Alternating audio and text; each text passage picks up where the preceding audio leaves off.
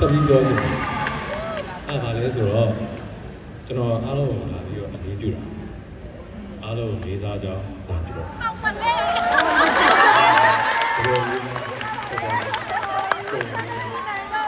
ဘာဖြစ်လို့လဲဆိုတော့ကျွန်တော်ဒီလိုတော်လိုင်းကာလခရီးရှည်ဖြတ်တန်းရတဲ့အချိန်မှာကျွန်တော်တို့အရေးအကြီးဆုံးကအခုလိုကြမ်းကြမ်းခံရတဲ့ပြည်သူတွေပဲအာနာရှင်အကြောက်ဆုံးကလည်းအခုလိုကြမ်းကြမ်းခံပြီးတော့လက်ချင်းချိတ်ထားတဲ့ပြည်သူတွေစီလုံးနေတဲ့ပြည်သူတွေအကြောက်ဆုံးဆိုတော့ကျွန်တော်တို့ကိုစီလုံးမှုတွေဖျက်ဆီးမယ်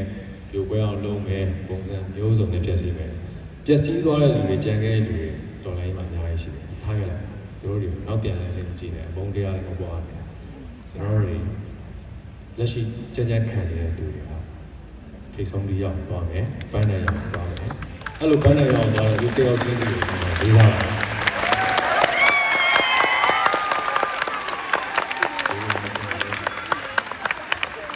ဒီလူအားလုံးကိုကျွန်တော်မြင်ရတာကျွန်တော်ချစ်လို့လာကြတဲ့သူတွေရှိဆိုတော်လန်ရေးကိုတစ်စက်ကလေးမှစိတ်မကုန်ပဲနဲ့ယုံကြည်ချက်အပြည့်ရှိတဲ့လူတွေဆိုတာကျွန်တော်မြင်ရတဲ့အတွက်ကျွန်တော်တို့ဒါ motivation ဖြစ်တယ်ကျွန်တော်ရောက်လာလို့လည်း motivation ဖြစ်ပါစေလို့ကျွန်တော်မျှော်လင့်ပါတယ်အားလုံးချစ်တယ်